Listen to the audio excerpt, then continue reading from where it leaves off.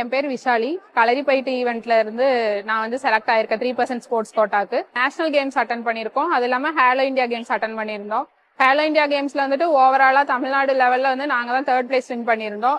உதயனா sports minister வந்ததுக்கு அப்புறம் வந்து பாத்தீங்கன்னா ஹை காஸ்ட் இன்சென்டிவ் கொடுக்குறாங்க. அதுக்கப்புறம் வந்துட்டு எலைட் அந்த மாதிரி ஒவ்வொரு தனித்தனி கேட்டகரியிலயுமே வந்துட்டு அப்ரிசியேஷன் வந்து நிறைய கிடைக்குது. களரியில வந்துட்டு எதுக்கு இந்த பொம்பளை பிள்ளைங்க எல்லாம் போய் விளையாடுறாங்க, இதெல்லாம் தேவையில்லாத வேலை அப்படிங்கிற மாதிரி நிறைய பேர் நமக்கு பின்னாடி பேசுவாங்க. ஆனா இந்த மாதிரி வந்துட்டு ஒரு டைமும் ஹை காஸ்ட் இன்சென்டிவ் கிடைக்கும் போதோ இல்ல வேலை கிடைக்கும் போதோ நமக்கு பின்னாடி இருக்க ஃபியூச்சர்ல வரக்கூடிய ஜென்ரேஷன் வந்து இதை பார்த்துட்டு நம்மளும் அவங்கள மாதிரி இதுல போய் ஜாயின் பண்ணணும், விளையாடணும்னு இப்ப நிறைய பேர் உள்ள வந்திருக்காங்க. கிராமத்துல இருக்கக்கூடிய எங்களை மாதிரி இருக்கக்கூடிய பெண்களுக்கும் சரி, கிராமப்புறத்துல இருந்து வரக்கூடிய எல்லாருக்குமே வந்துட்டு நல்ல ஒரு ஆப்பர்ச்சுனிட்டியாவும் இருக்கு. இதை யூஸ் பண்ணி நாங்க மேல மேல வர்றதுக்கு எங்களுக்கு இது ஒரு நல்ல வாய்ப்பா இருக்கு. நான் இப்ப மெடிக்கல் அண்ட் ரூரல் ஹெல்த் டிபார்ட்மெண்ட்ல வந்துட்டு அசிஸ்டன்டா வந்து பிளேஸ் ஆயிருக்கேன். இது வந்து எங்க ஃபேமிலிலே வந்துட்டு ஃபர்ஸ்ட் டைம் கவர்மெண்ட் ஜாப் வாங்குறது நான் தான். எங்க டீமுக்கும் சரி, எங்க ஏரியால இருக்கக்கூடிய என்ன மாதிரி விளையாடக்கூடிய எல்லாத்துக்குமே வந்து ரொம்ப பெருமையாவும் சந்தோஷமாவும் இருக்கு.